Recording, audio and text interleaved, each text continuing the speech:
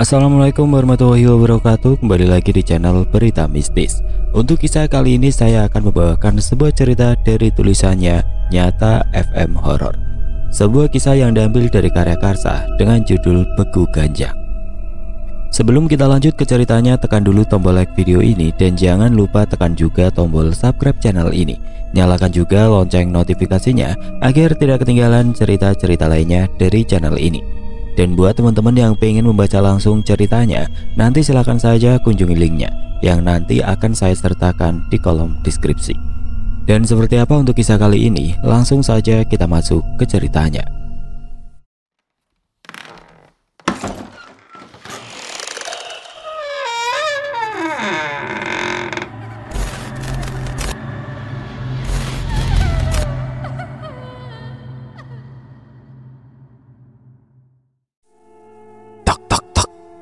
Woi, kau dengar?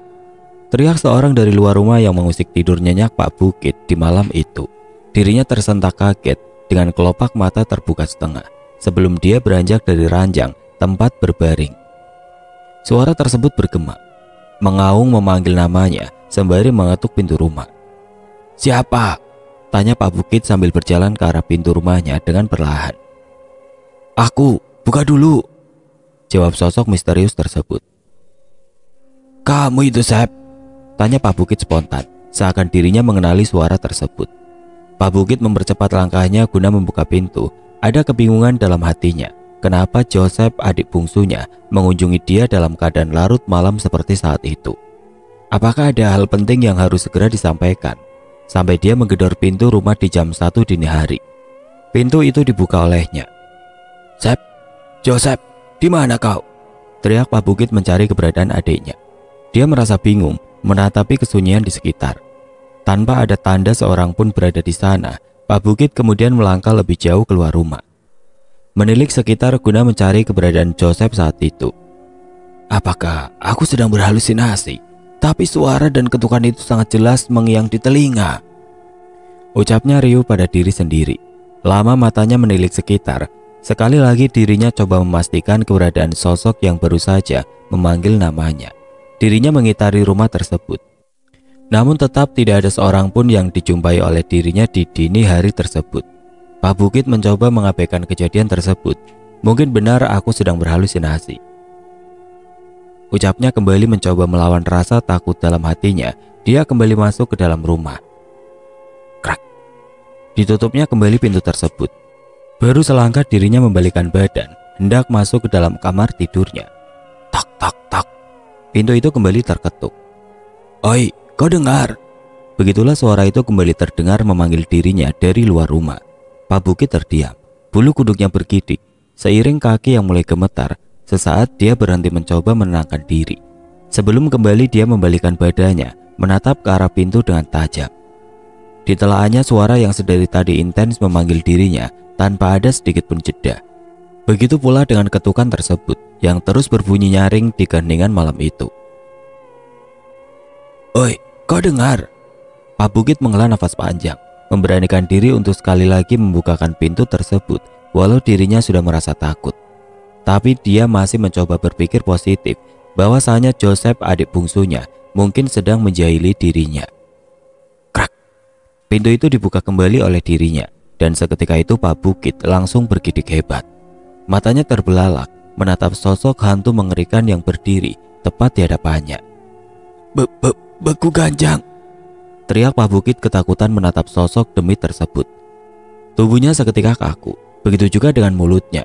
Dia tidak dapat menggerakkan satupun organ tubuh, hanya kepala dan matanya yang seperti terus bergerak melihat sosok goib tersebut semakin membesar dan seketika mencengkram lehernya. Pak Bukit terengah mencoba menghirup udara yang tidak lagi dapat masuk dengan bebas ke dalam hidungnya. Beku Ganjang itu mencekik dirinya dengan sangat kuat. Sekuat tenaga dia meronta, mencoba melepaskan cekikan tersebut. Namun belum jua dia berhasil terlepas dari cekikan itu, Beku Ganjang tersebut dengan cepat menancapkan 5 jari yang memiliki kuku sangat tajam, menembus perutnya hingga menyentuh usus. Pak Bukit langsung memuntahkan cairan merah dari mulut. Darah bercacar dari perut dan mulutnya. Seketika itu pula dirinya tewas di keningnya malam. Keesokan hari kampung Marga Silima, bukan nama sebenarnya, terhebohkan dengan kematian Pak Bukit.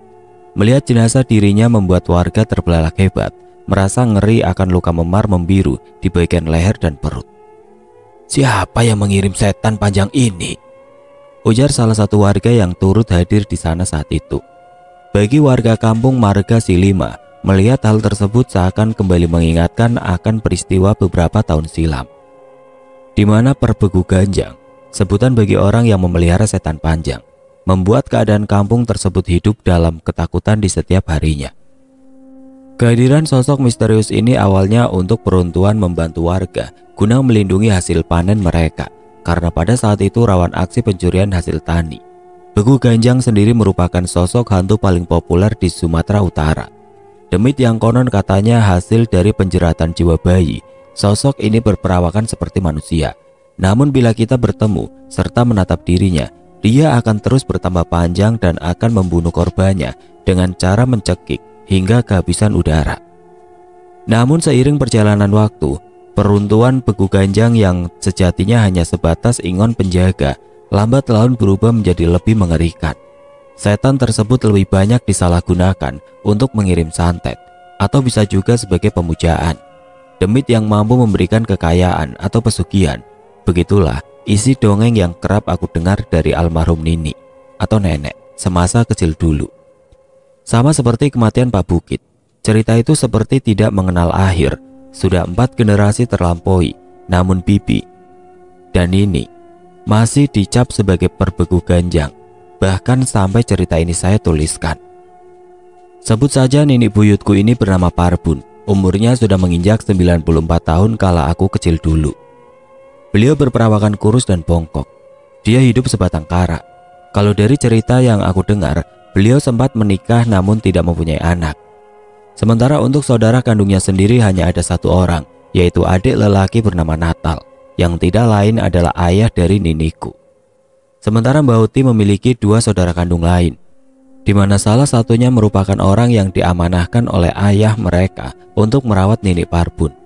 Aku sendiri jarang ketemu dengan beliau, namun setiap kali beliau datang menemui kami, pasti akan ada hal buruk yang menerpa. Entah itu pertengkaran antara ayah dan ibu, ada anggota keluarga yang sakit, bahkan terjadi kecelakaan yang dapat dikategorikan tidak lazim. Mungkin hanya satu kebetulan. Begitulah hematku enggan untuk menyangkut pautkan semuanya dengan hal berbau mistis. Tapi pandangan positif itu sepertinya salah. Terlebih pada saat adik dari Mbak Uti berpulang dan Nini Parbun tinggal bersama kami. Di sini, awal aku baru menyadari bahwa buyutku ini benar seorang Perbegu Ganjang yang memiliki aura sangat hitam dan kelam, dan apa yang dikatakan orang akan sosok dirinya yang tidak ubahnya dukun santet memang benar adanya. Tidak hanya sampai di situ, mungkin pula apa yang dituduhkan warga pada masa mudanya merupakan suatu kebenaran, bahwasanya beliaulah yang menjadi dalang tewasnya Pak Bukit, pria yang tidak lain adalah suaminya sendiri. Begu Ganjang, sehat-sehat untuk kita semua. Begitulah ucapnya ramah kepada siapapun yang dia temui. Parbun Sena Jorena, kedatangan kami untuk mengantarkan makan. Mohon maaf, jangan lagi sakit hati akan kelakuan cucumu, Mbah. Biar semua kembali damai. Begitulah Nini atau nenek berkata kepada Nini Parbun pasca sakit berkepanjangan yang melanda ibu. Selang acara sungkem ke tempat Nini Parbun, secara misterius keadaan ibu yang semula sakit berangsur membaik. Selain itu, penampakan makhluk astral yang kerap menampakkan diri seketika terhenti dan tidak pernah mengganggu kami lagi. Di tahun 2011 dengan usia yang sudah melebihi 1 abad, Nini Parbun akhirnya berpulang, mengembuskan nafas terakhirnya. Tamat perjalanan hidup beliau di dunia fana ini, dan disinilah awal cerita tentang beliau mulai terkuak, di mana acara prosesi yang seharusnya bernuansa kesedihan malah menjadi ajang pembongkaran aib masa lalu. Semua orang husu membicarakan tubuh yang sudah terkaku di dalam peti mati tersebut. Nini Parbun dulu merupakan tahun 1925 Parbun Sena Jorena, atau yang kami kenal dengan sebutan Nini Parbun, merupakan gadis remaja yang tinggal di kampung Marga Silima. Saat itu dia berusia 17 tahun dan menjadi kembang desa yang menjadi incaran para pemuda di masanya. Konon saking cantiknya wajah gadis yang biasa dipanggil Sena tersebut, banyak pria beradu jotos demi menarik simpati si kembang desa. Sayangnya hingga usia yang menginjak angka 17, umur yang pada saat itu sudah layak nikah bagi kaum wanita, belum ada seorang pria pun yang berani mempersunting dirinya secara langsung. Statusnya sebagai anak dari kepala adat dengan strata kaum berada pastinya menciutkan nyali pemuda untuk melamar dirinya.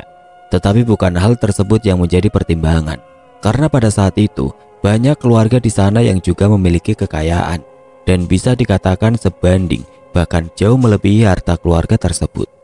Justru keberadaan Nandirada, ibu dari Sena, yang membuat pria di sana enggan untuk meminang wanita cantik tersebut. Sudah menjadi suatu rahasia umum, sosok ibunda dari Sena dikenal oleh warga desa Margasilima sebagai seorang perbegu ganjang atau dukun santet, yang pastinya membuat siapapun bergidik dan enggan untuk mendekati keluarga tersebut. 3 tahun lamanya barulah seorang pria muda muncul memberanikan diri mengunjungi keluarga Sena. Pria tersebut tidak lain adalah Bukit Sitepu.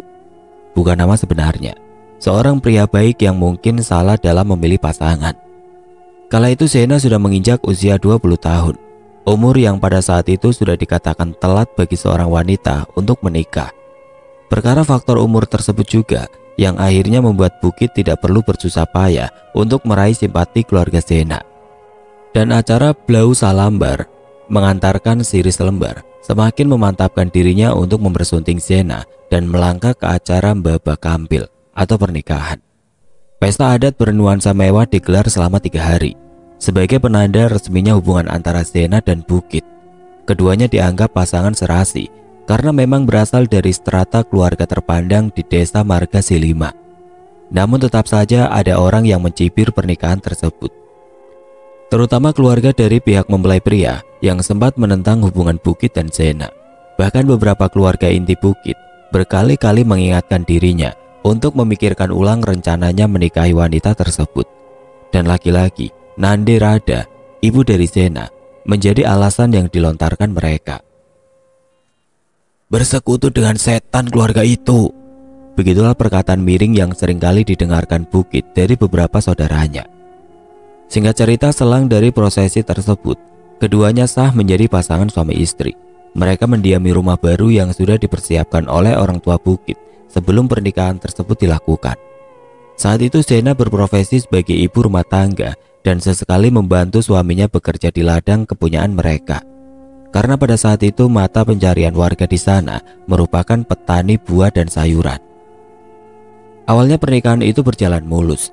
Keduanya saling melengkapi, bahkan tudingan miring yang dulu sering didengar Bukit sudah tidak lagi muncul ke permukaan dan seakan tenggelam dengan kemesraan serta kekompakan yang kerap mereka tunjukkan kepada orang-orang. Namun 9 bulan berlalu, cerita indah tersebut akhirnya memulai babak baru. Awal tragedi keretakan itu terjadi pada saat ladang 1 hektar berisikan buah jeruk siap panen milik mereka raib digondol maling. Sena dan Bukit terpaksa menggigit jari melihat setengah hasil ladang kerja keras mereka dipanen oleh orang tidak bertanggung jawab. Dan pastinya kabar itu sampai pula di telinga Nandirada. Beliau berang mendengar kejadian tersebut. Akibat perkara itu juga beliau memasang pagar goib berisikan pasukan beku ganjang miliknya untuk memberikan pelajaran kepada si pencuri. Sekalipun maksud dan tujuan beliau baik, tapi hal tersebut membuat Bukit kecewa. Apalagi mengingat Bukit memiliki pondasi agama dari keluarga yang taat. Namun apa daya, di depan ibu mertuanya, Bukit hanya bisa mengiyakan perbuatan musyrik tersebut dilakukan oleh ibu mertuanya. Tidak perlu waktu lama, hanya selang sebulan dari pemasangan pagar gaib itu, rumah dari Bukit mendapat kunjungan dari pasangan Parubaya yang memohon maaf atas kelakuan anaknya. Mereka menuturkan bahwasanya putra mereka merupakan orang yang mencuri hasil panen di ladang Bukit. "Tolong nak, ampuni kesalahan putraku, kami janji akan membayar segala kerugian." Begitulah perkataan yang disampaikan orang tua tersebut kepada Bukit. Jelas Bukit merasa aneh, karena dia tidak pernah merasa memiliki masalah dengan orang lain. Bukit hanya diam, tanpa tahu harus menjawab apa. Terlebih dari penuturan kedua orang tua tersebut yang mengatakan saat ini anak mereka sedang sakit parah dan 2 hari yang lalu anaknya mengakui perbuatan tersebut. serta meminta kedua orang tuanya menyambangi rumah Bukit guna memohon maaf. Bukit kembali hanya bisa terenyuh dalam diamnya. Terlebih ucapan dari wanita tua tersebut sedikit membuat dia bergidik. "Mati aku kayaknya besok, Mak. Moga bisa dimaafkan Bukit aku," ucap beliau menirukan perkataan anaknya dengan penuh air mata. Panjang kali lebar perbincangan itu berlangsung. Bukit sudah berulang kali mengatakan sudah memaafkan. Hanya saja tuntunan dari kedua orang tersebut untuk membebaskan anak mereka membuat tekanan besar pada diri Bukit. Dirinya paham bahwa apa yang merundung putra mereka merupakan ulah dari begu ganjang milik mertuanya. Tapi tidak mungkin dirinya menceritakan kejadian tersebut kepada mereka. Bukit terpaksa berpura-pura tidak mengetahui apa yang terjadi kepada putra mereka dan menyangkal tuduhan itu. "Sedikit pun aku nggak paham, Bu. Aku benar nggak tahu apa yang terjadi pada anak kalian," ucap Bukit kepada wanita tua yang dari tadi meraung memohon di kakinya. Singkat cerita, kedua orang tersebut pulang dengan perasaan kecewa karena Bukit tidak dapat menyanggupi permintaan mereka. Kepergian mereka juga membuat Bukit merasa cemas, membayangkan sesuatu yang mungkin besok akan terjadi, dan benar saja, firasat Bukit begitu cepat terjadi. Seminggu dari kejadian itu, kabar tidak mengenakan cepat berembus, di mana Bukit mendapatkan informasi bahwasanya pria tersebut benar tewas selang sehari dari kedatangan kedua orang tuanya. Semenjak saat itu juga nama Bukit menjadi tenar dalam hal negatif. Dia dicap sebagai seorang perbegu ganjang, yang pastinya membuat dirinya maupun Zena mulai dikucilkan. Lambat laun pria tersebut membuat pribadi Bukit berubah drastis. Saking seringnya dia menerima gunjingan dari warga, bahkan keluarganya kembali mengungkit kisah lalu agar dirinya mengurungkan niat untuk menikahi Zena, semakin membuat Bukit depresi dan sering melampiaskan kekesalannya dengan menyalahkan Zena. Tidak jarang pula dirinya mulai ringan tangan dan mulai menjelekkan Nandi Rada di hadapan Zena. "Pulang saja kamu ke mamamu. Gara-gara kamu semua jadi begini. Sumpah, aku sangat menyesal menikahimu." Perkataan tersebut acap kali terlontar dari mulutnya kepada Zena di saat mereka mulai berdebat.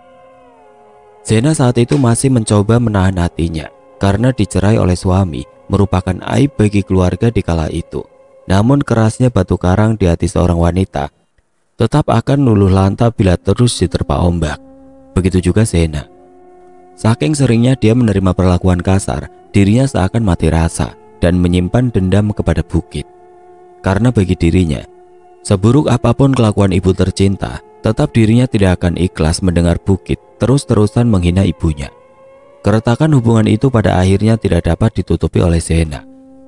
Suatu ketika Bukit kembali melontarkan hinaan membabi buta dikarenakan akar permasalahan yang sangat sepele.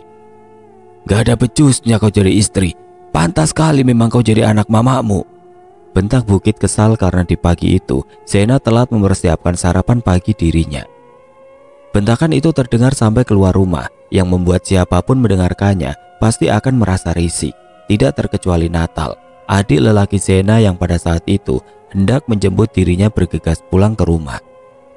Selama ini keluarga dari Zena sebenarnya sudah mengetahui kabar keretakan rumah tangga Zena serta perlakuan kasar dari Bukit kepadanya. Namun mereka tidak mau terlalu mencampuri urusan pribadi rumah tangga anak tertuanya tersebut. Apalagi Zena juga enggan untuk bercerita. Sama seperti pagi itu, sekalipun Natal merasa dongkol akan perlakuan iparnya Bukit, dia masih menjaga perasaan dari kakak tercintanya. Kakak Zena di rumah, Kak," teriaknya dari luar rumah agar Bukit menghentikan makian yang sedari tadi terdengar dari dalam sana. Mendengar panggilan tersebut membuat Bukit sedikit kalang kabut. Apalagi Zena masih terisak tangis, terduduk di salah satu bangku di ruang tamu. Bukit enggan untuk bertemu dengan saudara lelaki istrinya tersebut. "Jangan bilang aku lagi marah, mengerti kau? Aku kerja ke ladang dulu," ujar Bukit meninggalkan dirinya dari pintu belakang. Selang dari kepergian suaminya, Zena sempat mengelap air mata, menenangkan diri sebelum menyuruh adiknya masuk ke dalam rumah. "Masuk, Dek," teriaknya sembari memaksakan tersenyum untuk menghadapi kehadiran adiknya tersebut. Sesaat Natal masuk ke dalam rumah, dia memandangi wajah kakaknya. Ada sedikit bekas membiru di wajah Zena, namun Natal enggan mempertanyakan apa yang terjadi. Dia juga enggan untuk menanyakan keberadaan Bukit. Karena kedatangan Natal ke sana sejatinya sudah membawa kabar buruk dan tidak ingin dirinya melihat kakaknya semakin terpuruk. "Ayo kak, kita pulang ke rumah. Bapak sudah wafat," ucapnya lirih yang membuat Sena seketika terduduk, menangis histeris memanggil ayahnya. Saat itu juga mereka segera berangkat pulang ke rumah. Sepanjang perjalanan Sena tidak berhenti menangis, dan setibanya di sana, tangisan itu semakin keras terdengar. "Pak, jangan tinggalkan aku. Di mana lagi nanti aku mengadu? Bawa aku, Pak," ucap Sena sembari memeluk tubuh pria tua yang sudah kaku tersebut. Natal mencoba menenangkan dirinya, namun dia pun tidak kuasa melawan kesedihan serta larut dalam tangis. Berdua mereka bersujud mohon maaf di mayat ayahnya. Isak tangis keduanya membuat warga di sana mengibah, turut hanyut dalam kesedihan. Sekalipun masih banyak hal-hal ganjil yang membuat warga sebenarnya bertanya-tanya tentang yang terjadi kepada ayah mereka. Seperti yang dituliskan di awal cerita, Nande Rada dicap seorang dukun santet. Selain itu, kematian ayah mereka tergolong cepat tanpa ada sakit yang menyertai. Belum lagi di tubuh mayat tersebut banyak memar menghitam, terutama di bagian leher, yang seakan menandakan beliau wafat dicekik seseorang. Mata mayat tersebut pun tidak dapat dipejamkan, terus melotot dan membuat semua warga yang hadir melayat, berkedip ketika melihatnya. Kembali rumor miring beredar. Banyak warga yang melayat pada hari itu mengatakan beliau terkena beku ganjang. Mungkin kiriman dari orang yang sakit hati dengan Nandi Rada, tapi rumor lebih menyakitkan ialah dia dijadikan tumbal oleh istrinya sendiri. Hal itu diperkuat dengan begitu tegarnya Nandi Rada menjalani prosesi pemakaman suaminya, di mana beliau tidak sedikit pun terlihat menangisi jenazah suaminya. 2 hari berlalu, acara prosesi pemakaman usai dan meninggalkan bekas mendalam di hati Sena. Dia sungguh terpukul.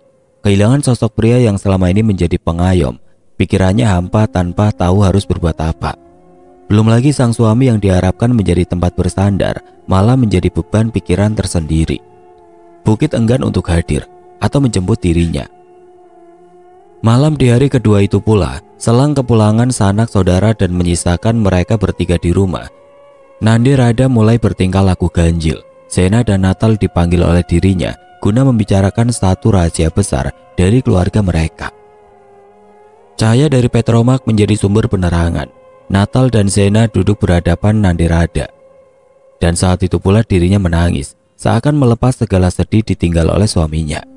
Kedua anaknya langsung merangkul beliau. Suara isak tangis silih berganti dari mereka.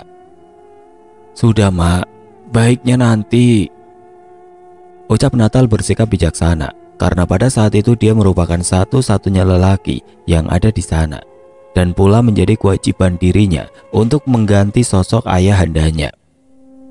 Lama mereka berpelukan saling menguatkan. Baik Sena dan Natal silih berganti menghibur Nandi Rada. Hingga di saat hari semakin larut, cahaya dari Petromak juga meredup. Tangis Nandi Rada tiba-tiba berubah menjadi cekikikan melengking. Beliau tertawa di antara isak tangis kedua anaknya.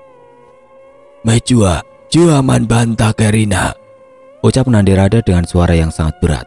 Sena dan Natal yang mendengarkan perkataan tersebut sontak terkaget. Mata mereka menatap tajam ke arah Nandi Rada yang sedari tadi tidak berhenti tertawa. Natal menarik tangan Sena, mencoba menjauhi ibunya. Di samar penerangan malam itu, Sena dan Natal sempat melihat wajah Nandi Rada berubah. Wajah ibunya terlihat kurus hingga menonjolkan sisi tulang wajah. Begitu juga dengan tubuh beliau. Baju yang dikenakan beliau seakan melorot, padahal Nandi Rada memiliki perawakan tubuh gempal. "Mereka sudah salah memilih lawan. Siapapun tidak boleh mempermainkan kami. Tiba saatnya waktu pembalasan.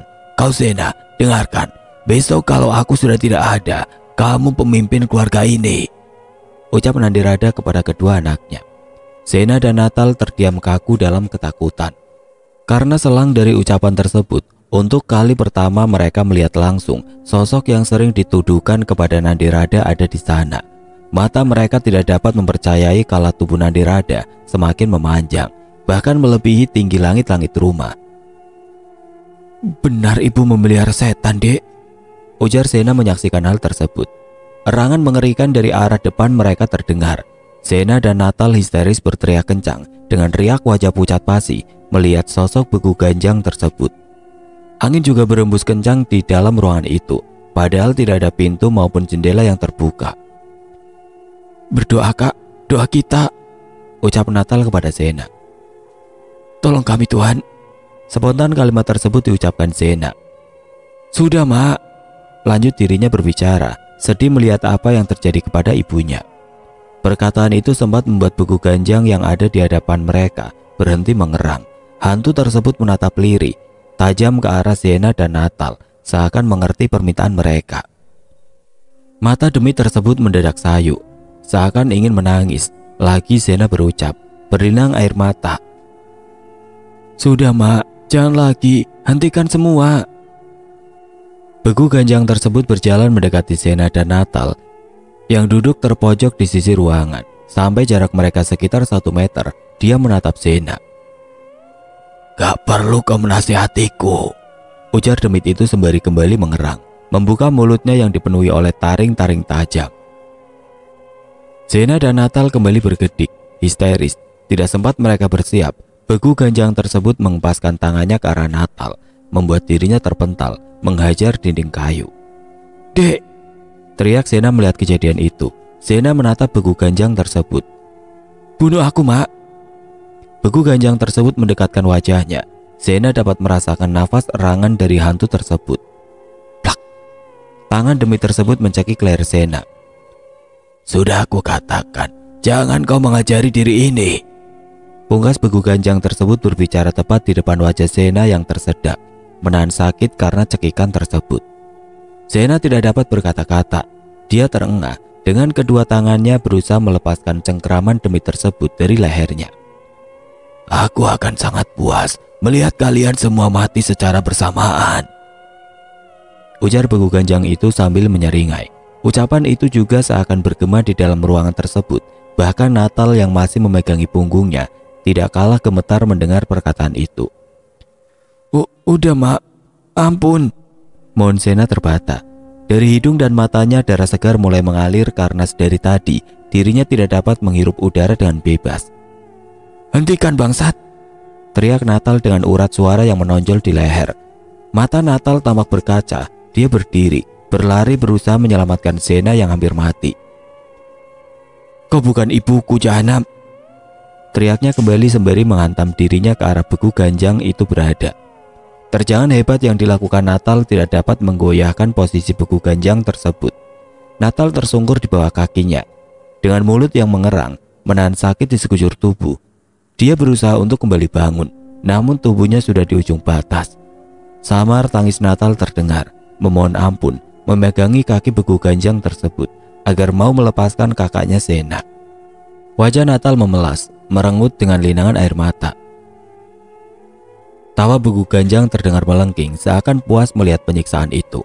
Tidak lama kemudian kaki dari beku ganjang itu menginjak kepala Natal seperti akan meremukan dan mengeluarkan seluruh isinya yang ada di kepalanya. Natal meronta, berteriak sejadinya menahan sakit. Terlihat wajahnya memerah dipenuhi urat-urat berwarna biru menghijau menonjol di kulit wajahnya. Rahangnya juga mulai membengkak dengan mata berkedut seakan menunggu waktu terlepas dari wajah. Kedua anak Nandirada seperti tinggal menunggu untuk mati.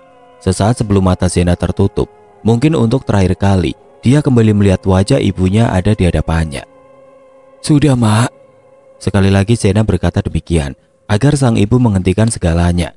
Dan saat itu, Zena maupun Natal mungkin tewas dengan cara yang sangat mengenaskan, mati perlahan oleh ingon ibunya sendiri. Di tempat berbeda, satu keluarga berhasil lepas dari teror beku ganjang yang dikirim oleh Nandirada.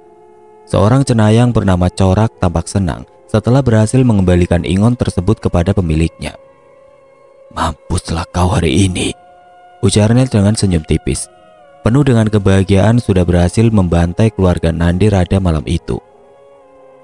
2 hari lamanya rumah Nandirada tampak kosong. Beberapa kali terlihat keluarga itu mendapatkan kunjungan tamu, namun tidak ada seorang pun yang keluar dari dalam sana. Sehingga hal yang semakin membuat warga penasaran ialah bau busuk menyengat yang sepertinya bersumber dari dalam rumah tersebut. Hal tersebut membuat warga berinisiatif untuk melakukan pengecekan ke dalam rumah. Mata mereka terbelalak, tidak kalah berhasil mendobrak pintu depan. Sajian mengerikan dengan limpangan darah membanjiri lantai 3 penghuni rumah tersungkur di sana. Mungkin sudah tewas, pikir warga kala pertama kali menemukan mereka. Warga berbondong menuju ke sana, melihat apa yang terjadi kepada keluarga Nandirada. Singkat kisah, Natal menjadi satu-satunya yang masih bernafas, namun dengan keadaan sekarat. Sementara Sena tewas. Untuk Nandirada tidak ada pertanyaan, karena bau bangkai yang tercium oleh warga berasal dari tubuhnya yang sudah membusuk, dengan bagian usus menjuntai penuh belatung keluar dari perutnya. Natal segera dilarikan untuk mendapatkan pertolongan, sementara Nandirada dan putrinya Sena akan dimakamkan dengan segera. Di luar itu semua, warga yang pada saat itu hadir maupun hanya mendengar berita itu memiliki pertanyaan yang sama.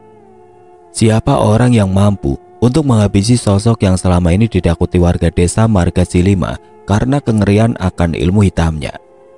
Hari itu juga proses pemakaman diadakan, karena memang banyak yang tidak suka dengan Nandirada. Acara itu dibuat seadanya, tanpa menunggu seluruh anggota keluarga hadir. Saat kala peti jenazah Sena masuk ke dalam liang lahat, kengerian dan teror yang sebenarnya barulah akan terjadi. Dar, dar, dar. Terdengar suara ketukan dari dalam peti. Warga sempat panik, termasuk pendeta yang memimpin acara pemakaman tersebut. Peti itu diangkat kembali naik ke atas. Mereka membuka tutup peti tersebut dan seketika itu juga Sena bangun. Dirinya duduk di dalam peti tersebut dengan tatapan melotot ke arah depan. Wajahnya terlihat kurus, seperti hanya kulit yang menempel di sekujur tubuh.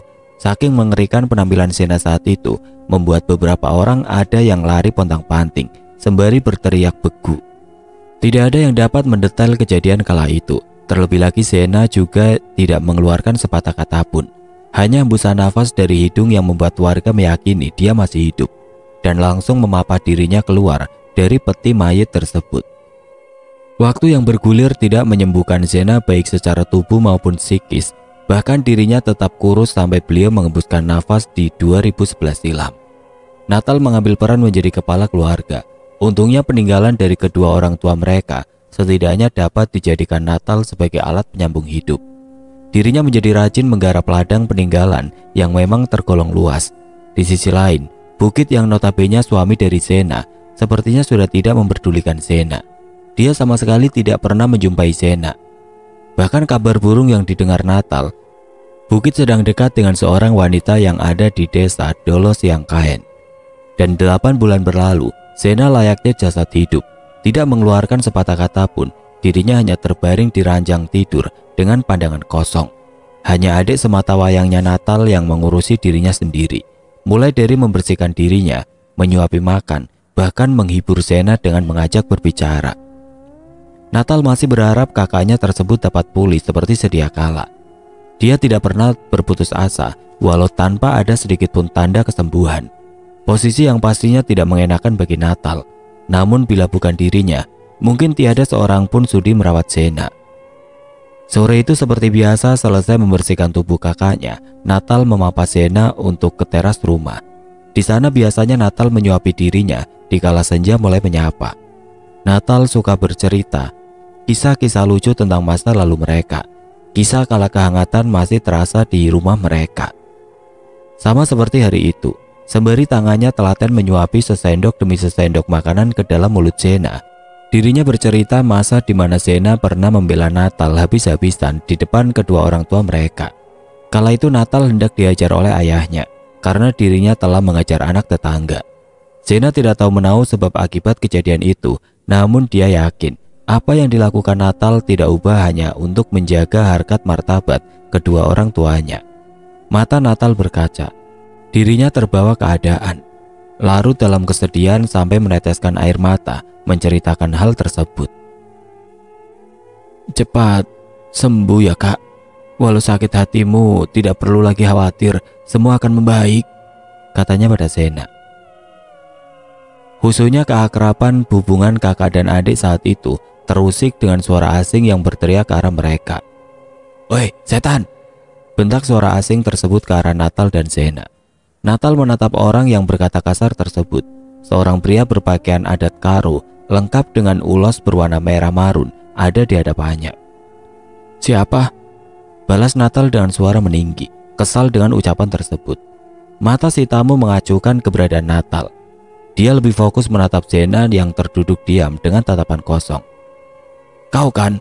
Aku mengetahuinya," kata pria tersebut sembari mengarahkan jemari tangan menunjuk Zena. "Apa maksudmu?" bentak Natal tidak terima akan perlakuan orang asing tersebut. "Kamu jangan ikut campur kalau masih mau hidup besok pagi." Ketus pria misterius tersebut balik membentak Natal yang sudah dalam posisi berdiri. Pria asing tersebut merogoh kantong pakaian. Diambilnya selembar sirih beserta kampil. Kemudian dia mengunyah sirih tersebut. Cek. Dirinya meludah ke arah tangannya. Tampak cairan menjijikan berwarna merah. Lebih lanjut dirinya sedikit berjongkok, memungut tanah dari halaman rumah Natal. Natal terlihat berang. Dirinya ingin mengajar lelaki tersebut. Dia mulai melangkah ke arah pria asing itu sebelum satu hal lain membuat dia terkaget. "Gak perlu, Dek. Aku yang akan mengurusnya," ucap suara yang sangat dirindukan Natal. Suara pertama Zena kembali menggema selang setahun dirinya membisu. Zena membalikan wajahnya, menatap tajam ke arah pria misterius bernama Corak. Seorang cenayang yang dulu berhasil mengirim kembali buku ganjang peliharaan Nandirada kepada mereka. "Menjua-jua, man bantah Kerina," ucap Zena dengan senyum sinis menatap sosok pria itu. Natal bergidik melihat kejadian itu. Walau dia senang melihat kakaknya kembali bisa berbicara, namun dirinya merasa tidak asing mendengar perkataan tersebut. Natal seakan melihat sang ibu Nandirada kembali ke rumah mereka. Diingatannya terngiang kencang ucapan terakhir dari ibu mereka sebelum peristiwa naas itu terjadi. "Zena, kamu nanti yang menjadi kepala keluarga bila aku tidak ada." Selang dari ucapan Zena, pria tersebut tertawa. "Sudah aku duga, jangan kau pikir bisa mengalahkanku. Kau pun akan aku kirim ke neraka menyusul ibumu." Ketus cenayang itu berbicara sebelum pergi dari kediaman Zena. Kehadiran cenayang tersebut ke rumah Zena disebabkan oleh teror yang sedang melanda keluarga yang dulu hendak disingkirkan Nandirada. Beliau sejatinya sudah mengetahui ada orang yang ingin menghabisi dirinya. Hanya saja kiriman santet yang ditunjukkan kepadanya malah menyasar sang suami. Hal terkait membuat dirinya berang dan hendak membalaskan dendam, membantai seluruh anggota keluarga tersebut. Sayangnya, cenayang tersebut menjadi penghalang. Dia berhasil menangkal tulah buku ganjang kiriman Nandirada dan menyelamatkan majikannya. Secara tidak langsung, apa yang terjadi keluarga Zena merupakan ulah dari pria tersebut atas perintah seseorang. Di lain tempat, Bukit tampak bersiap untuk berpamitan pulang setelah seharian dia merawat ayahnya di rumah. Sudah sebulan lamanya beliau jatuh sakit. "Bapak, tiba-tiba jatuh, Bang, waktu kami berladang." Begitulah kronologi yang disampaikan oleh Joseph, adik bungsunya. Semenjak saat itu juga ibu mereka bertingkah ganjil, di mana si ibu suka histeris, malah hampir beberapa kali nyaris membunuh suaminya. Dia sering berkata bahwa itu bukan ayah mereka, tapi buku ganjang. Karena itu juga mereka berinisiatif memanggil kembali Pak Corak untuk melakukan pengecekan. Bukit sejatinya pun baru mengetahui bahwa kematian keluarga Zena ternyata ada sangkut pautnya dengan keluarga dirinya sendiri. Singkat cerita, karena mereka tidak rela melihat Bukit dicap berbuku ganjang akibat kelakuan Nandirada yang menyantet pelaku pencurian buah jeruk kala itu, ibu dari Bukit meminta bantuan cenayang untuk membunuh Nandirada. Bukit kecewa mendengar kebenaran itu. Dia bahkan merasa bersalah terhadap Zena karena telah termakan kabar palsu dari keluarganya sendiri. Namun semua telah terjadi. Terlebih kini keluarganya yang sedang dalam masalah teror membuat dia menyampingkan perasaannya. Sebelum pulang, dia berpesan kepada Joseph dan adik wanitanya Gita agar menjaga kedua orang tuanya. Dia juga berencana secepat mungkin untuk menemui Zena guna memohon maaf. Perkataan tersebut dia lontarkan dengan tegas, perkataan yang menjadi pesan terakhirnya bagi semua orang. Sebelum keesokan harinya, dia menjadi korban pertama atas rasa sakit hati yang dialami Zena. Ya, keesokan harinya Bukit ditemukan tewas mengenaskan oleh warga desa Marga Silima. "Apa yang sebenarnya terjadi, Kak?" tanya Natal dengan riak wajah lelah. Siang itu dirinya bergegas pulang dari ladang setelah ada seseorang warga yang mengabarkan kematian Bukit padanya. Entah kenapa selang mendengar berita tersebut, dia merasa Zena ada di balik peristiwa itu. Keringat belum kering di wajahnya, nafasnya juga masih terengah. Natal kembali melemparkan pertanyaan kepada Zena. "Bukan kakak pelakunya, kan?" Zena hanya berdiam diri dengan tatapan kosong. Tiada sepatah kata pun terucap dari bibir tipisnya. Natal bingung. Karena selang kepulangan pria misterius kemarin, Zena kembali menjadi pribadi pesakitan, diam dan tidak dapat menggerakkan tubuhnya. Sempat Natal berpikir Zena hanya bersandiwara, dan kala dirinya memapa sang kakak kembali masuk ke dalam rumah, Natal sengaja melepaskan genggaman tangannya. Namun tidak seperti apa yang diharapkan, kakaknya justru jatuh tersungkur yang membuat dirinya merasa bersalah. Siang itu dirinya duduk di ranjang tersebut. Dia memijati kaki Zena sambil terus mengajak dirinya bercerita. Natal memaksa dirinya tersenyum, walau seribu tanya menghantui batinnya. Kalau memang begini keadaan kakak, lalu siapa yang kemarin berbicara dengan lelaki asing itu? Terus kenapa hari ini Bang Bukit mati? Tanyanya pelan berharap ada respon dari Zena. Hayal Natal jauh membayangkan hal mistis di luar nalar. Baru kali ini dia merasa lelah dan resah memikirkan rahasia apa yang sebenarnya menyelimuti keluarganya. Dirinya meninggalkan Zena ketika sudah beberapa jam berusaha berkomunikasi. Sudah cukup, tidak mungkin seseorang yang sakit menjadi dalang semua ini. Mungkin aku pun harus berpikir rasional. Benar kata warga yang mengatakan aku sudah gila. Dia beranjak menuju kamarnya. Tidur mungkin menjadi pilihan terbaik saat ini. Direbahkannya badan di atas kasur kapuk yang mulai mengeras. Dia sempat kembali mengulang kejadian-kejadian ganjil itu sebelum matanya terlelap dalam mimpi. Tak tak. Suara pintu kamar Natal bergema, diketuk oleh seseorang yang ada di depan sana. Natal membuka matanya. Sayu dilihatnya Zena berada di depan pintu. Karena kondisi tubuhnya lelah, dia sama sekali tidak merasa ganjil akan hal tersebut. "Apa kak?" tanyanya pelan, dengan mata setengah terbuka memandangi Zena. "Aku pergi sebentar ya dek, jangan kemana-mana dan jangan bukakan pintu sebelum pagi menyingsing, sekalipun kau dengarkan suara mengetuk dan memanggil dirimu." "Iya," jawab Natal singkat sembari membalikkan badan, memeluk guling dan lanjut untuk tidur. Agak lama berlalu sebelum dia tersadar dengan apa yang barusan terjadi. Natal segera melompat dari ranjangnya. "Aku ingin dia mati," ujar wanita baya kepada seorang lelaki yang ada di depannya. Nande Melia, begitu dia akrab disapa oleh warga sekitar. Hari itu dendam yang teramat dalam bersemayam di hatinya. Dia tidak dapat menerima kenyataan bahwa putra sulungnya Bukit tewas mengenaskan. Terlebih lagi kala dirinya mengetahui penyebab kematian Bukit akibat kiriman santet begu ganjang yang dilakukan oleh menantunya. Begitulah cerita cenayang tersebut kepada dirinya. Gita dan Joseph terdiam melihat murka sang ibu, terlebih ketika mereka coba mengingat untuk mengakhiri perseteruan ini. Bantingan pintu kamar yang sangat kencang menjadi jawaban.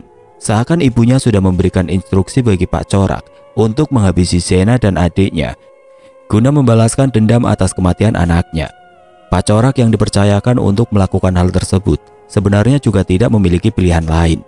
Karena sedari dia berkunjung kembali ke rumah tersebut untuk melihat apa yang terjadi kepada suami Nandi Melia, dirinya sudah merasakan aura jahat dan bau amis gaib. Bau yang menandakan bahwasanya seluruh anggota keluarga rumah ini sedang diincar. Sempat pula dia membuat penangkal untuk menghentikan kiriman santet tersebut, namun di luar perkiraan. Begu ganjang tersebut mampu untuk menunaikan tugas pertama, dan itu dibuktikan dengan tewasnya Bukit. "Aku tidak tahu kenapa wanita itu bisa mewarisi ilmu yang dimiliki oleh ibunya," ucapnya kepada Joseph dan Gita kala itu. Keduanya hanya terdiam mendengarkan celoteh yang keluar dari mulut Pak Corak. Karena memang sedari awal mereka sangat tidak mendukung apa yang dilakukan oleh ibunya tersebut. Tetapi berbeda dengan hari itu, Joseph dan Gita sepertinya harus menggigit jari setelah mendengar penjelasan lebih jauh dari mulut Pak Corak. "Sama seperti kemauan ibumu, dia juga ingin semua orang di rumah ini mati," ketus dirinya berbicara dengan ekspresi wajah yang sangat serius. Pak Corak sudah dapat mengetahui bahwa lawan yang kali ini dihadapi jauh lebih mengerikan. Terlebih waktu dirinya menyambangi rumah tersebut dan bertemu dengan sosok Zena secara langsung. Baru kali ini dia melihat ada seseorang yang begitu gila menggunakan tubuhnya sendiri sebagai tempat tinggal dari begu ganjang tersebut. Dirinya melihat Zena membopong 3 bayi di tubuhnya. Bayi peliharaan yang tidak lain merupakan perwujudan dari begu ganjang tersebut. Joseph tertegun mendengar itu dan tidak memahami arah bicara Pak Corak kepada mereka. "Untuk memelihara begu ganjang, seseorang harus menumbalkan bayi yang berusia tidak lebih dari 1 bulan. Bayi tersebutlah yang akan diikat jiwanya dan menjadi sesuatu yang kalian kenal dengan istilah beku ganjang, ujar Pak Corak menjelaskan kepada mereka. Singkat cerita, malam tiba. Rumah kediaman keluarga Bukit tampak lengang, hanya menyisakan Pak Corak yang terlihat duduk bersila di salah satu ruangan yang ada di sana. Dirinya masih terus terjaga, karena yakin beku ganjang tersebut akan kembali datang untuk menyerang keluarga ini. Sesekali suara langkah samar terdengar memecahkan konsentrasinya. Lengah sedikit bukan saja nyawa keluarga ini akan melayang, namun nyawanya pun ikut dipertaruhkan. Sampai malam semakin larut, hanya bunyi jejangkrikan menghiasi keheningan malam. Suara ketukan pintu terdengar. Seseorang memanggil dari luar sana. "Bu, buka pintunya." Pak Corak masih menahan diri. Sekalipun dia tahu beku ganjang tersebut telah datang, dirinya hanya berjaga sembari duduk di bangku yang ada pada ruang tamu, melihat siapa anggota keluarga dari almarhum Bukit yang akan bangun membukakan pintu. Krak! Salah satu pintu kamar terbuka. Dalam samar penerangan lampu petromak, Corak mendapati bayangan seseorang mendekat ke arah pintu yang masih terketuk tersebut. Didapatinya ibunya Bukit, menjadi orang yang terkena sirep dari panggilan gaib itu. Nande Melia berjalan seperti tidak menghiraukan ke sekitarnya. Sekalipun Pak Corak sudah memberikan isyarat dengan berpura-pura batuk untuk menyadarkan beliau, dia tetap berjalan lurus ke arah pintu itu. Wajar mengingat betapa terpukulnya Nande Melia atas kematian Bukit, sehingga dapat dikatakan dirinya lah yang saat ini memiliki jiwa lemah dan mudah untuk diserang. Tidak mau kecolongan untuk kedua kali, Pak Corak mengikuti langkah Nande Melia sampai di mana dirinya membuka pintu itu. Nande Melia menangis melihat putra sulungnya ada di depan pintu. Dirinya langsung hendak memeluk Bukit sebelum Pak Corak dengan sigap mendorong tubuhnya hingga jatuh. Dan seketika itu juga Pak Corak menancapkan sebilah pisau ke arah Bukit. "Tidak!" teriak Nande Melia melihat apa yang dilakukan oleh Corak. Namun hanya sebentar saja. Pandangan matanya malah membuat dia bergidik. Sosok Bukit menampakkan wujud aslinya. Wajahnya terkelupas, berubah menjadi demit yang sangat tinggi dan menyeramkan. Joseph dan Gita terbangun karena mendengar suara histeris dari ibu mereka. Sigap berdua memapa beliau yang terlihat pucat dengan roman ekspresi wajah sangat ketakutan. "Kenapa, Bu?" tanya Joseph padanya. Pertanyaan itu malah dijawab oleh Pak Corak. "Beku ganjang itu kembali menuntut balas. Kalian semua masuk ke kamar bawah ini," perintah Pak Corak sembari memberikan bungkusan kain kecil yang tidak lebih dari 10 cm. "Jangan keluar sebelum matahari terbit," ucapnya kembali dengan wajah yang sangat serius. Mendengar perkataan itu, ketiganya langsung masuk menuju kamar. Pak Corak mengambil posisi untuk bersemedi guna membalas teror horor yang baru saja menyambangi keluarga ini. Mulutnya berkomat-kamit mengucapkan mantra setan. "Kak!" teriak dirinya kencang, bergegas menuju ke kamar Sena. Dengan cepat dia menuju ke sana, jantungnya berdebar kencang. "Kak!" panggilnya kembali ketika berada di depan kamar tersebut. Sena masih ada di sana dengan kondisi maupun posisi yang sama. Natal bergidik, dia mulai merasa takut. "Apa barusan aku mimpi kah?" Dia merasakan semua terasa sangat nyata. Pelan dia berjalan menghampiri Sena. Dilihatnya sang kakak tidur dengan pulas. Tangannya meraih selimut yang ada di bawah kaki Sena. Diselimutinya tubuh tersebut dan berlalu pergi meninggalkannya. Sesaat Natal ingin kembali ke kamar tidurnya. Pusaran angin samar bertiup ke arah wajahnya. "Dak!" Suara keras mengagetkan dirinya. Pintu rumah tersebut berbunyi keras, diketuk dengan sangat keras. Dek Natal, buka pintunya!" Ucap suara tersebut memanggil dirinya. Suara yang sangat tidak asing. Walau dalam setahun ini hanya sekali dia mendengarkannya, dia yakin itu suara kakaknya Sena. Seketika wajah Natal memucat. Dia sangat bingung dengan apa yang terjadi. Dirinya tidak langsung membuka pintu itu. Kembali dia menuju kamar Sena. Matanya menatap tajam tubuh Sena yang masih terlelap. Lalu siapa yang ada di depan sana? Natal sedikit melupakan kejadian sebelumnya, di mana dia dilarang untuk membuka pintu tersebut. Natal meraih sebilah pisau tumbuk lada, senjata tradisional suku Karo yang menempel di dinding rumah. Dia beranjak. Dirinya bertekad apapun nanti yang ada di depan sana, bila memang membahayakan, dia akan membunuh sosok tersebut. Tangannya sudah memegang gagang pengganjal. Namun seketika itu pula, gedoran horor tersebut lenyap dan hanya menyisakan keheningan. senyap tanpa ada sedikit pun suara bising. Dirinya seakan berada pada ruangan kedap suara. Natal terdiam. Dengan nyali menciut, dirinya hanya berdiri di balik pintu itu. Dia ragu untuk membukanya. Sebentar kesenyapan tersebut berlangsung sebelum jantungnya kembali berdegup kencang, bahkan spontan dia melangkah mundur tatkala tawa cekikikan kembali bergema. "Buka pintunya!" teriak sosok yang ada di balik pintu tersebut sembari terus menggedor pintu seolah ingin memaksanya terbuka. "Buka pintunya, aku melihatmu, buka anak nakal." Natal terdiam. Dia tidak sanggup berkata-kata. Wajahnya pucat, dengan keringat deras bercucur membasahi wajahnya. "Nande." Suara tersebut tidak kunjung berhenti memanggil dirinya, mengisyaratkan untuk Natal membuka pintu tersebut. Namun bukan itu yang menjadi ketakutan Natal, melainkan nada suara dari sosok tersebut belum terjawab. Kenapa ada suara kakaknya Sena di depan sana? Padahal Sena masih terbaring di atas ranjangnya. Kini dia mendapati panggilan tersebut seolah diucapkan oleh Nandi Rada, ibunya yang dicintai. Dan panggilan terakhir membuat Natal tersentuh. Suara yang sangat parau khas nada bicara sang ayah. "Nak, tolong buka pintunya." Natal seakan tersirap, larut dalam panggilan itu. Iya pak," jawab dirinya sembari melangkah membuka pintu tersebut. Pintu terbuka. Natal tampak terperajat menatap seorang pria tua berdiri membelakangi dirinya. Sosok pria tersebut sangat mirip dengan perawakan sang ayah, baik dari rambut maupun postur tubuh. "Pak," ucap Natal dengan mata berbinar. Dirinya seakan tidak dapat berpikir rasional lagi. Dia sangat merindukan kehangatan keluarga kala kedua orang tuanya masih ada. Tidak ada respon untuk panggilan itu, membuat Natal memberanikan diri maju beberapa langkah. Dia kembali memanggil dengan kalimat yang sama, sembari menepuk pelan pundak sosok yang sangat mirip dengan perawakan sang ayah. Sosok tersebut membalikan badannya, mata mereka saling bertatap. "Apa kabarmu, nak?" ucap sosok tersebut yang benar berwajah ayahnya. Natal merasa bahagia melihat hal tersebut. Walau beberapa detik kemudian, dia tersadar bahwa sosok tersebut bukanlah ayahnya. Natal terkaget, bergidik merinding hebat. Badannya kaku menatap perubahan wujud dari sosok tersebut yang perlahan meninggi. Wajahnya pun berubah, di mana gambaran sang ayah kini menjadi sajian pemandangan mencekam. Wajah itu perlahan terkelupas, menampakkan luka menganga penuh dengan cucuran darah hitam. Belum lagi bola matanya memutih dengan kuku hitam tajam nan panjang di jari-jarinya.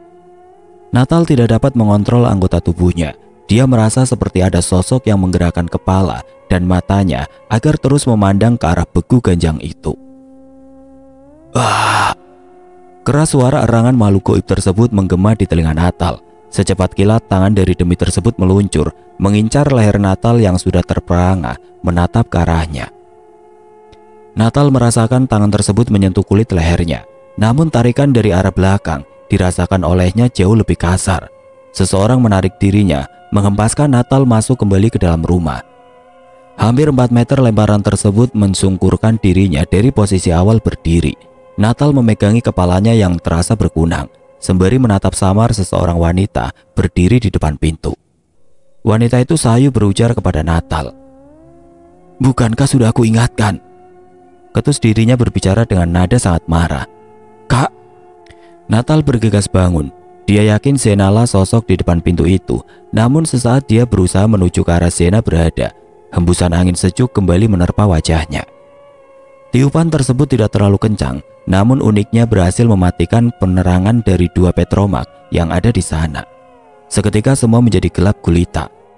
Bahkan pintu yang tadi terbuka dan sedikit memberikan pencahayaan dari luar rumah seakan raib atau ditutup oleh seseorang. Hal tersebut membuat langkah tertati Natal ikut terhenti. Dirinya hanya terpaku kaku memandang kegelapan tersebut. Lama berdiri dalam kegelapan, dirinya memutuskan untuk kembali berjalan. Pelan dia melangkah dengan kedua tangan berusaha meraba sekitar sebagai petunjuk. Namun jauh kaki beranjak, tidak satupun tangannya menyentuh sesuatu. Bahkan dinding rumah serasa jauh dari jangkauan. Belum lagi setiap kali kaki menapak, dirinya merasa sedang menginjak rerumputan dengan ketinggian semata kaki. Aku di mana?" Langkah kaki Natal bergema. Dia mencoba berlari walau dengan pandangan gelap. Berkali-kali pula dirinya terjungkal, tersandung oleh kakinya sendiri. Teriaknya menahan sakit di bagian kaki. Dia berbaring memijati pergelangan kaki itu. Mulutnya masih merintih pelan. Begitu juga dengan hembusan nafasnya. Terlihat sesak terengah. Dalam rasa bimbang tersebut, dia malah mendengar deru nafas lain yang pula berembus lelah. Suara hembusan nafas terengah dari mulut seseorang yang sepertinya juga merasa lelah. Natal tersentak menyadari bahwasanya ada seseorang yang saat ini duduk tepat di sebelahnya. Namun dia tidak dapat melihat jelas siapa sosok tersebut. Seketika itu pula dia beranjak, mencoba kembali berlari guna menjauh dari sana. Dengan langkah sedikit terpincang, entah berapa jauh dia sudah beranjak sebelum dirinya kembali terhenti. Natal melirik sekitar, memastikan kondisi aman sebelum dirinya kembali duduk untuk menstabilkan tubuh. Baru juga tubuhnya menyentuh tanah, bulu kuduknya kembali merinding. Lagi dia merasakan kehadiran sosok tersebut seakan kembali duduk tepat di sebelah dirinya berada. Karena sudah sangat lelah, dia mencoba memberanikan diri. Namun sesuatu yang berbeda kini membuat dirinya malah semakin ketakutan. Dirinya hanya terdiam, sebisa mungkin untuk tidak menimbulkan suara sembari terus bersiaga. Kali ini tangis anak kecil terdengar dari arah sebelah kiri. Tidak hanya sampai di situ, dirinya juga mendengarkan perkataan seorang lainnya, seperti suara seorang wanita yang mencoba menenangkan suara tangis anak tersebut. Hush, hush, hush. Tidak lama berselang, kedua suara itu hilang dengan sendiri, berganti dengan lecisan percikan api. Ces. Cahaya remang terpancar dari percikan korek yang digesek oleh seorang wanita. Mata Natal menyipit menatap silau ke arah tersebut. Dirinya mendapati seorang wanita dengan perut membusung sedang menghidupkan petromak. Cahaya dari petromak itulah yang menjadi penerangan kala itu. Lebih lanjut, dirinya juga melihat seorang anak wanita yang mungkin masih berusia 2 atau 3 tahun duduk dengan riak wajah sedih. Bocah perempuan itu sesegukan menangisi sesuatu. Natal juga melihat karung coklat ada di dekat posisi mereka berdua. Dalam posisi takut dan bingung harus berbuat apa, dirinya kembali terkagetkan oleh ucapan wanita tersebut. Kalian tidak akan mati, nak. Ucap wanita itu sembari mengelus perutnya yang seakan memecah keningan. Natal terenyak mendengar perkataan itu. Dia seperti menyadari siapa wanita tersebut. Ibu, Kak Zena dan aku. Lalu, apa isi karung coklat itu? Sosok yang diyakini Nandirada oleh Natal bangkit dari duduknya.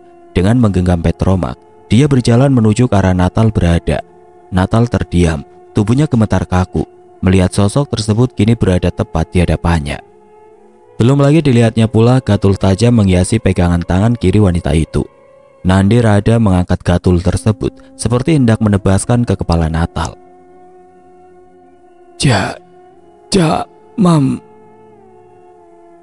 Ucap Natal memelas ketakutan. Namun mulutnya seakan terkunci tidak dapat mengatakan utuh permohonan agar jangan membunuh dirinya. Lewat malam ini, tidak perlu lagi ada yang mati, ucap sosok itu. Sembari mengayukan gatul dengan sangat kencang. Prak, teriak Natal keras, sembari menengadakan tangan menutup kepalanya. Deru nafas Natal beraju kencang dengan keringat dingin bercucur membasahi dahinya. Bunyi hentakan tersebut terus menggema. Natal tidak merasakan apa-apa. Matanya sayu melirik kecil. Nandirada tidak menghancurkan kepalanya dengan getul tersebut. Namun dia sedang menggali tanah di sebelah posisi Natal tersungkur. Sekejap mata, Natal beranjak mundur dengan mengandalkan tangannya. Dia merangkak membelakangi Nandirada yang sibuk menggali tanah dengan alat tersebut. Rangkakan kecil tersebut berhenti kala dirinya merasakan telah menabrak sesuatu. Pandangan Natal melirik ke depan, melihat karung berwarna coklat yang menghalangi dirinya. Dan tepat di samping karung itu, bocah balita tersebut berada, memandangi Natal dengan sangat sinis. Pandangan yang tidak lazim untuk ukuran anak balita, belum lagi tangannya menunjuk ke arah Natal.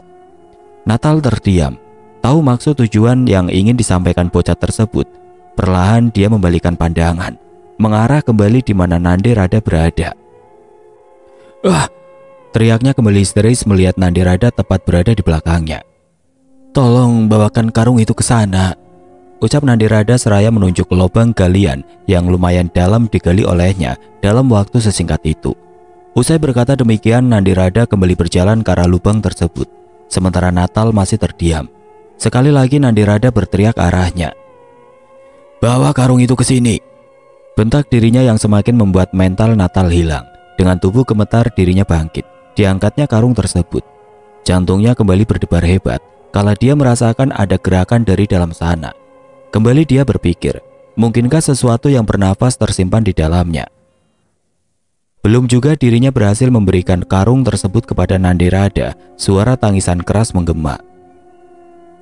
Tangis bayi nyaring menghiasi malam hari itu, yang seketika membuat Natal kembali tersentak kaget hingga menjatuhkan karung yang diangkatnya. Nandirada yang melihat hal tersebut langsung melangkah menghampiri. Sinis tatapannya menatap Natal, sembari tangannya mengambil karung coklat tersebut. Nandirada membuka karung itu, dia mengeluarkan isi di dalamnya.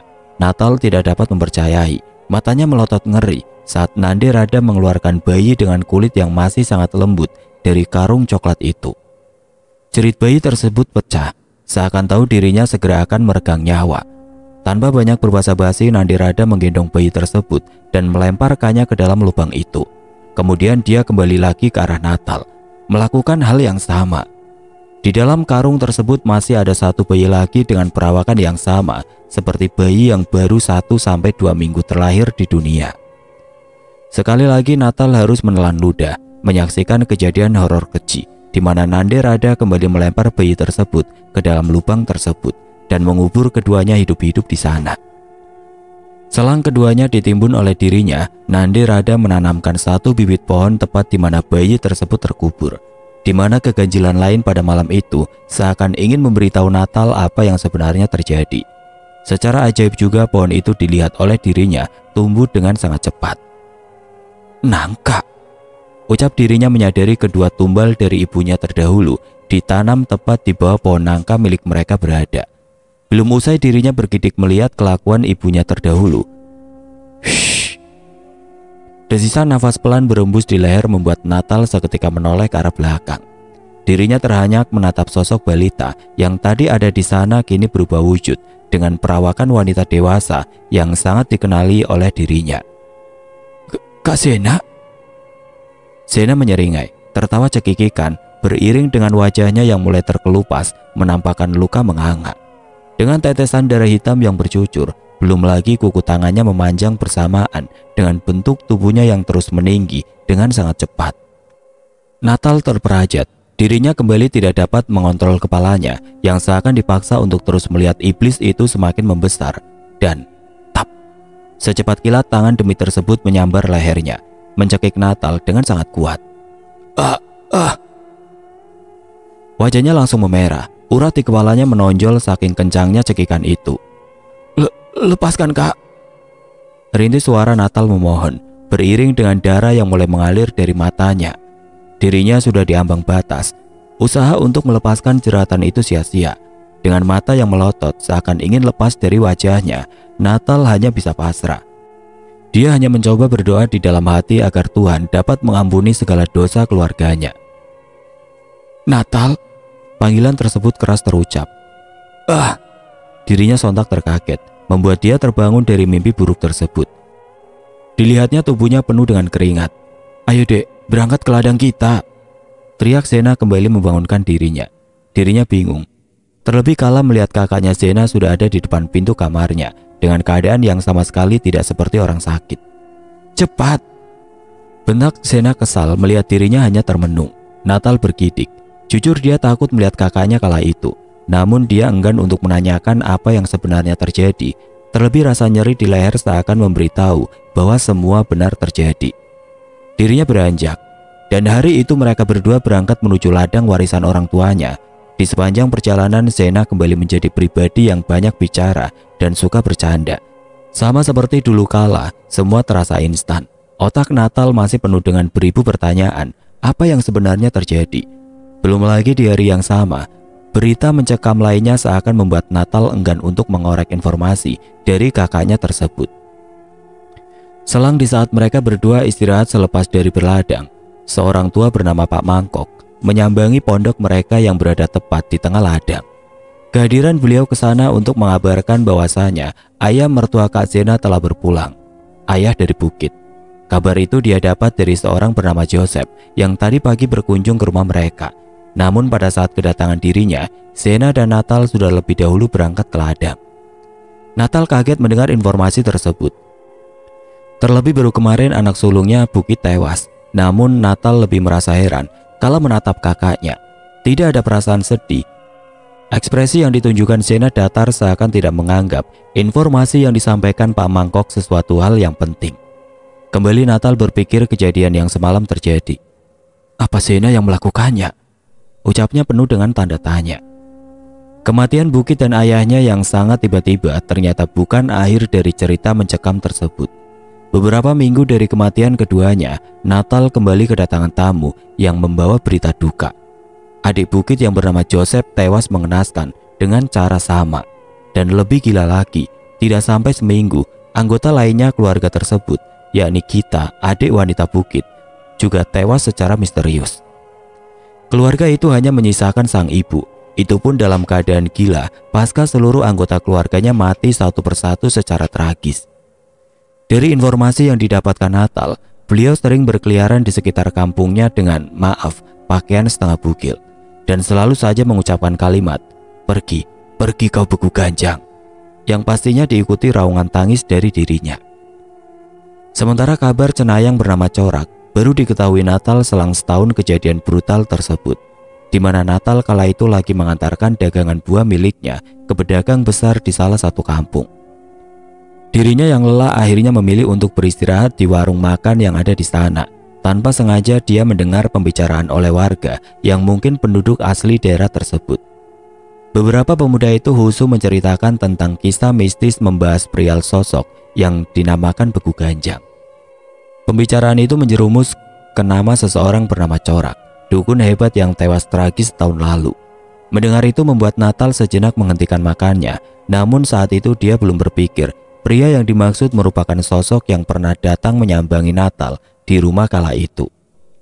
Hingga satu kalimat dari warga itu benar-benar membuat dirinya tersentak. "Berbeku ganjang itu namanya Zena," ucap dirinya dengan wajah serius, menceritakan siapa orang yang berhasil membunuh cenayang hebat bernama Corak tersebut. Perkataan itu sontak membuat Natal tersedak, perutnya terasa mual. Natal kembali bergidik seakan mengulang kengerian yang dulu pernah terjadi. Dirinya seketika bangkit dari duduknya. Ditinggalkannya makanan yang baru beberapa sendok masuk ke dalam mulut. Bergegas dia membayar pesanan tersebut dan langsung meninggalkan tempat tersebut.